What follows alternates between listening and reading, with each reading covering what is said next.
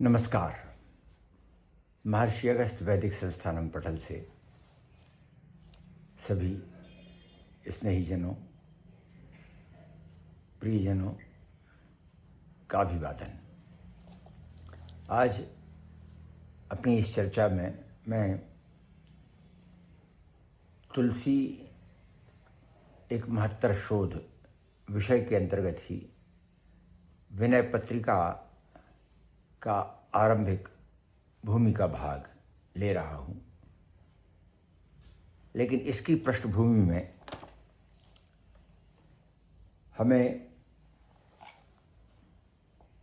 स्मार्त व्यवस्था और परंपरा में पंच देव श्री गणेश, दुर्गा, विष्णु, शंकर और श्री सूर्य, इन पर विचार करना है। इस संबंध में हमारे पंडित राजकिशोर भार्गव ने एक बड़ा अच्छा ग्रंथ ही तैयार किया हुआ है। संदर्भ ग्रंथ है ये, प्रकाशन योग्य है। इसमें इस पंचदेवोपासना में श्री गणेश जी के संबंध में उन्होंने लिया है श्री गणेश गणपति तत्व, श्री गणपति और स्वस्तिक, श्री गणेश और श्री, फिर इनके अवतारों, विभिन्न अवतार जो हुए उनकी बात की है। देवी यानी शक्ति तत्व में श्री माँ ललिता देवी, महात्रिपुर सुंदरी, सबसे लेकर के योगिनी देवी आदि इन अवतारों की बात की है। श्री विष्णु के भी पुराणों में वर्णित सभी अवतारों का बड़ा विशद इसमें वर्णन किया है।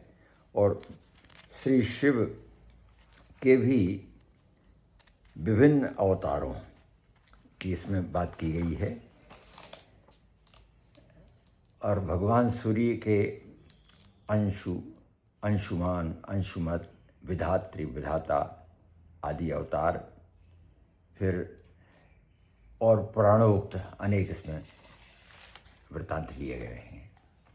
इस पर चर्चा हम लोग करने वाले हैं शीघ्र ही। लेकिन विनय पत्रिका का भी इस पंचदेवोपासना से बड़ा महत्वपूर्ण संदर्भ जुड़ता है।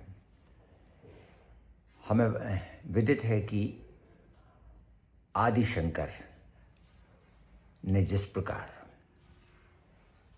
वेदांत की प्रस्थानत्रयी की व्याख्या और व्यवस्था प्रदान की, उसी प्रकार उन्होंने पंचदेवोपासना का भी साधन प्रस्तुत किया। लगता है कि गोस्वामी तुलसीदास जी आदि शंकर की इस स्मार्त उपासना पद्धति से बहुत प्रभावित थे और वेदांत के भी वे अभीप्सित प्रस्तोता थे। तो विनय पत्रिका आरंभ में ये श्री लोकनाथ द्विवेदी सलाहकारी जी ने जो तुलसी पर महत्तर शोध किया है, जिसे पुस्तकाकार हम शीघ्र ही प्रकाशित करने वाले हैं, उसमें विनय पत्रिका की व्याख्या के संबंध में यह अंतिम या आरंभिक अंश है। रामचरितमानस के पश्चात तुलसीदास जी ने जिस महत्वपूर्ण काव्य ग्रंथ की रचना की है वह है विनय पत्रिका, रचना काल। इस ग्रंथ में रचना काल नहीं दिया गया है। इससे अटकल लगाकर लोगों ने उसकी रचना विधि भिन्न भिन्न दी है, परंतु उसकी एक प्रति स्वर्गीय बाबू श्याम सुंदर दास जी की खोज में प्राप्त हुई थी, जिसका उल्लेख उन्होंने नागरिक प्रचारणी पत्रिका के भाग 1 संबत 1977 के पृष्ठ 83 से 94 तक किया है। उक्त प्रति संवत 1666 विक्रमी की है। उसका नाम विनयावली है और उसमें 176 पद हैं। इसमें जो वर्तमान विनय पत्रिका प्रकाशित रूप में प्राप्त होती है उसमें 279 पद हैं। इसमें पदों की स्थापना का क्रम भी भिन्न है। उसकी एक प्रति राम गीता वली के नाम से और भी प्राप्त हुई है।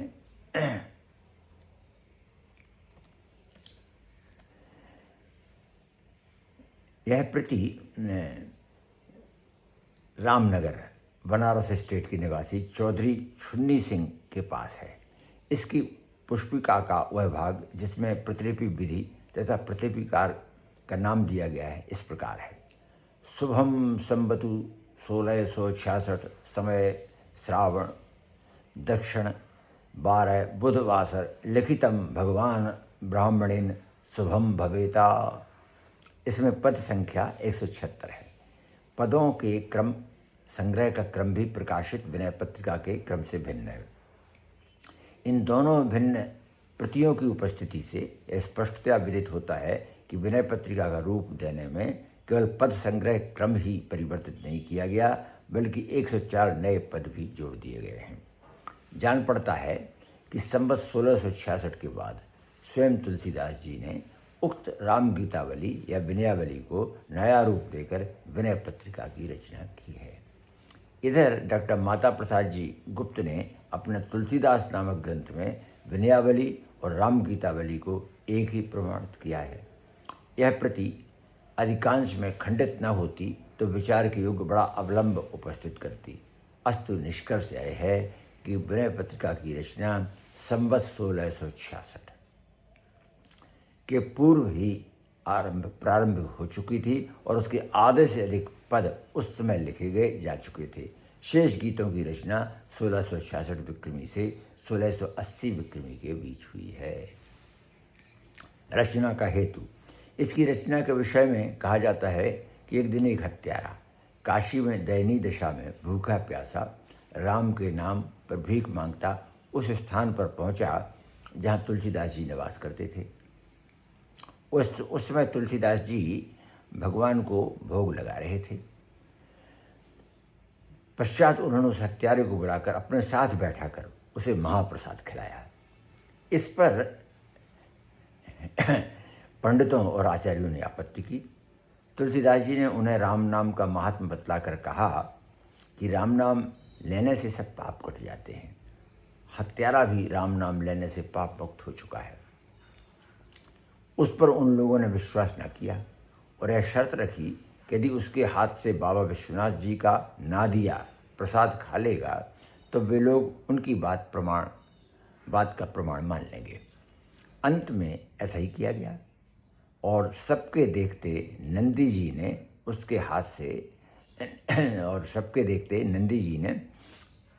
हाथ से खा लिया। तब सब लोगों ने तुलसीदास जी का कथन प्रमाण मान लिया। यह देख बहुतेरे लोगों को राम भक्ति पर श्रद्धा हो गई और वे राम भजन में संलग्न हो गए। उस पर कलियुग बहुत कुपित हुआ और प्रत्यक्ष रूप से आकर तुलसीदास जी को धमकाने लगा। तुलसीदास जी ने हनुमान जी से प्रार्थना की। हनुमान जी ने उनसे श्री राम की सेवा में विनय पत्रिका लिखकर प्रेषित करने का उपदेश किया। तदनुसार तुलसीदास जी ने इस विनय पत्रिका की रचना की। हनुमान जी ने ही कृपा कर उस विनय पत्रिका को श्री राम की सेवा में पहुंचाकर कलियुग को दंडित करने का आश्वासन दिया। इस कथा के अंतः साक्ष्य विनय पत्रिका के निम्नलिखित गीत में भी प्राप्त हैं। हों सब विधि राम रावरो चाहत भयो चेरो। हों सब विधि राम रावरो चाहत भयो चेरो। ठौर ठौर सायवी होत है ख्याल काल कलि घेरो। काल कर्म इंद्रिय विषय गायक गण घेरो। हो न बूझत बोधि के मोल करत करेरो। वंदी छोर तेरो नाम है विरुदैत बड़ेरो। मैं कहूँ तब बल प्रीति के मागे उर्डेरो।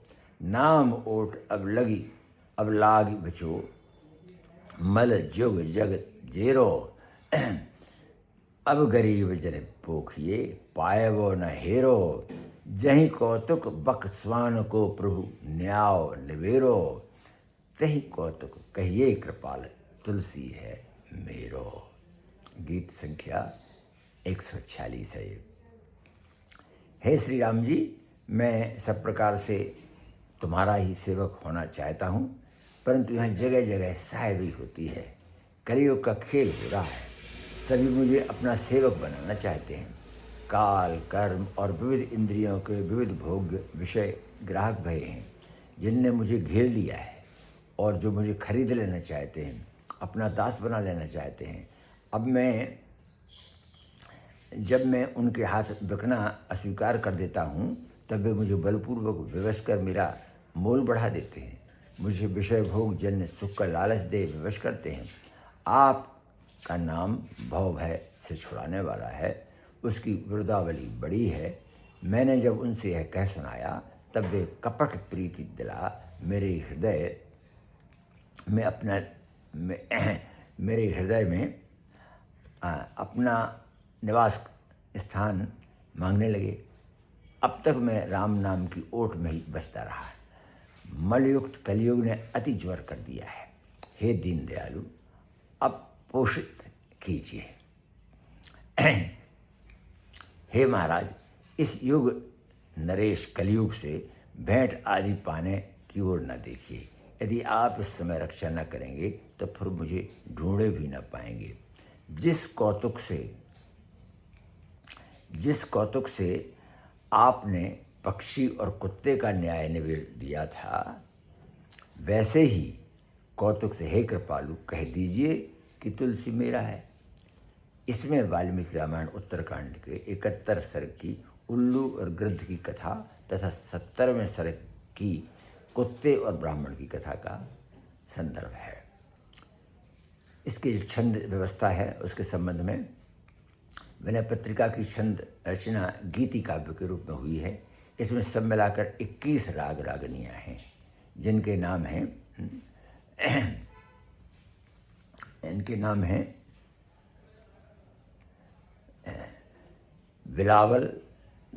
बिलावल, धनास्त्री, रामकली, बसंत, मारू,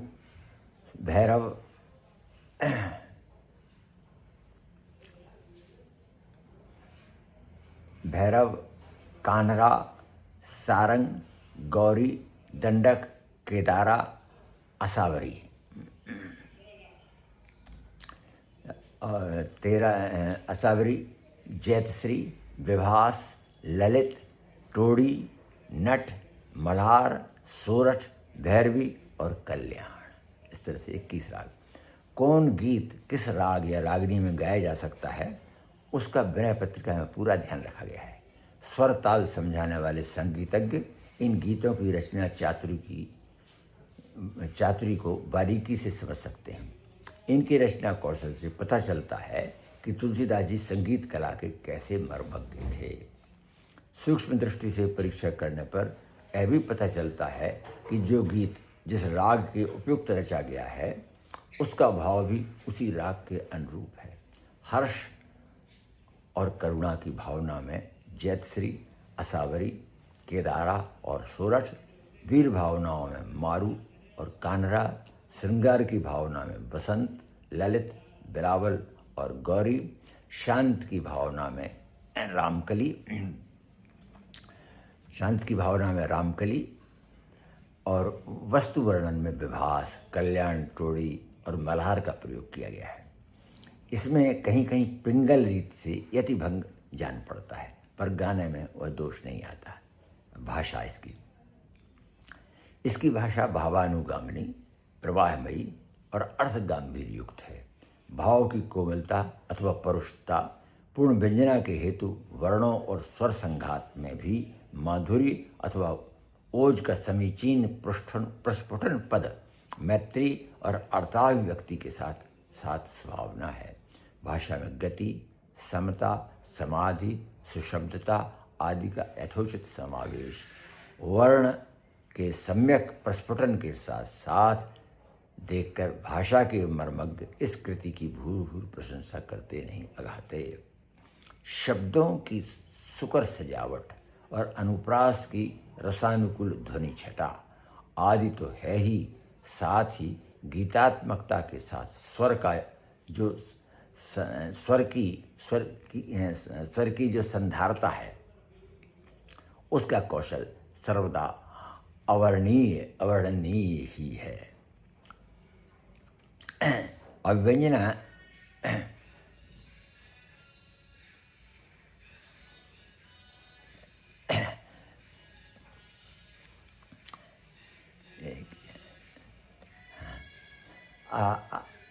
अभिव्यंजना के लिए समीचीन शब्द चयन और वर्ण विषय की सुकुमारता और तीव्रता आदि की अनुकूल पदस्थापन प्रणाली अद्भुत है।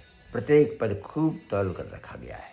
शब्दालंकारों की सुर सजावट में पद मैत्री और वाक्य लाघवता आदि के विषय में कहना ही क्या है। स्तोत्र की शैली पर प्रारंभ के कतिपय गीतों में संस्कृत के तत्सम शब्दों के प्रयोगाधिक्य में सामासिक और संधि संयुक्त मिलित वर्णों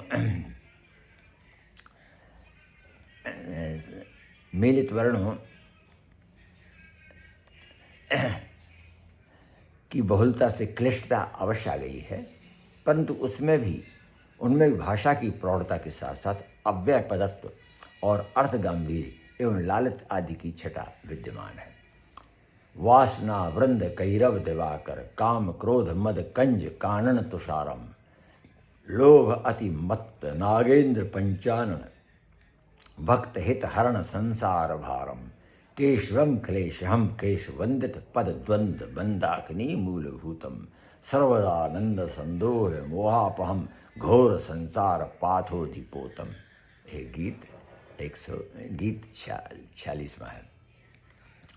भावानुकूल कमल रविकोटि कंदर्प छवि काल कलि व्याल में वैनतेयम प्रबल भुजदंड परचंड कोदंड धर तूणवर विशिख बलमप्रमेयम। एक गीत संख्या 50। कंबु कुंदेन्दु कर्पूर गौरम शिवम सुंदरम सच्चिदानंद कंदकम सिद्ध सनकादि योगींद्र बिंदारिका विष्णु विधि वंद्य चरणार विंदम। एक गीत संख्या 12 है। उसमें भी गीत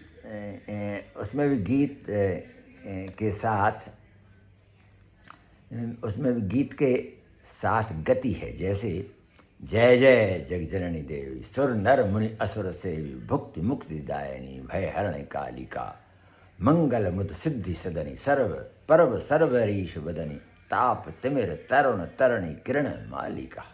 एक गीत संख्या 16 है। दिति सुत त्रास त्रसित निस दिन प्रहलाद प्रतिज्ञा राखी अतुलित बल मृगराज मनुज तनु धनुज हत्यो श्रुति साखी। गीत संख्या 56। वर्ण विषय के अनुरूप माधुरी की इसमें सरस छटा है। जैसे कर नवल बकुल पल्लव रसाल श्रीफल कुछ कंचुक जल अताजाल। कर नवल बकुल पल्लव रसाल श्रीफल कुछ कंचुकी लताजाल आनन सोज कच मधुप कुंज लोचन विशाल नव नील कंज। भाषा में कोमलता के साथ शांति और समाधि के योग में प्रसाद की छटा देखिए। जो जप जाप जोग व्रत विरचित केवल प्रेम न चहते तो कत स्वर मुनिवर विहाय ब्रज गोप गेह बसी रहते। जो जह तह प्रण राख भगत को भजन प्रभाव न कहते तो कलि कठिन कर्म मार्ग जड़ हम कहीं भांति निभहते। सरलता और सरसता के मेल से चुटीली भाषा का प्रवाह तो अत्यंत मनोरम है। जैसे तुह मुह मांगनो न मांगनी कहायो तुह मुह मांगनो न मांगनी कहायो सुनि स्वभाव सील सुजल जाचन जग आयो। इसकी भाषा में ब्रज भाषा बुंदेलखंडी अवधी और संस्कृत की पदावली के साथ साथ अरबी और फारसी के शब्दों का भी प्रयोग हुआ है। अरबी के लायक साहिब वसीला तकिया फाहम कुबल गनी सलल मिस्कीन आदि तथा फारसी के निशानी निवाज शर्म दाद पील बुलंद और दरबार इत्यादि शब्द यथास्थान इस कौशल से स्थापित किए गए हैं कि उनका प्रयोग खटकता नहीं है। इसके आत्मनिवेदन के पदों में भाषा की सरलता पराकाष्ठा पर पहुंच गई है। प्रीति प्रतीत जहाँ जाकी तह ताको काज सरो, तह ताको काज सरी, मैं तो माए बाप दो आखर हों शिशु अरण्य अरी। पद संख्या 226 है। वर्ण विषय क्या है वह उससे विशेष रूप में आरंभ किया था। विनय पत्रिका में स्फुट गीतों का ही संग्रह जान पड़ता है, परंतु उसमें एक तारतम्य और श्रृंखला है। यह पत्रिका कलयुग के ताप संताप से बचने के हेतु श्री राम का आश्रय प्राप्त करने के उद्देश्य से श्री राम के दरबार में प्रेषित की गई है। इसके प्रारंभ में स्मार्त वैष्णव मतानुसार, इस बात पर जोर हमको देना था, इसके प्रारंभ में स्मार्त वैष्णव मतानुसार गणेश, सूर्य, महेश, शक्ति और विष्णु की स्तुति की गई है। तदनंतर दास भाव की भक्ति के आचार्य श्री मारुति जी की विध भांति से वंदना की गई है। श्री गंगा, श्री जमुना, श्री काशी जी और चित्रकूट आदि तीर्थों के महात्म गान के साथ ही अन्यान्य देवी देवताओं से प्रार्थना की गई है। उसमें श्री भरत जी, लक्ष्मण जी और शत्रुघ्न जी की भी स्तुति है। इन प्रार्थनाओं में एक विशेषता यह है कि तुलसीदास जी वैदिक धर्म के सर्वखल इदं ब्रह्म को नहीं भूलते और व्यष्टि में समष्टि के अन्योन्य भाव में एक मेवाद अद्वितीय नास्ति के निकट पहुँचने में वे जिस क्रम को लेते हैं वह बड़ा ही रोचक और पूर्ण है। श्री राम की भक्ति में बुद्धि और शुद्धि तथा ज्ञान की जागृति आवश्यक समझ सर्वप्रथम वे गणेश जी का ध्यान करते हैं, जो मूलाधार चक्र के अधिष्ठाता देवता हैं। तुलसीदास जी उन्हें विद्या वारिधि बुद्धि विधाता लिखते हैं। फिर ज्ञान के तेज से अज्ञान के अंधकार को नाश करने के हेतु सूर्य की प्रार्थना है, जो तेज और बल के निधान एवं प्रकाशमय हैं एवं जिनसे लोक प्रकाशित होता है।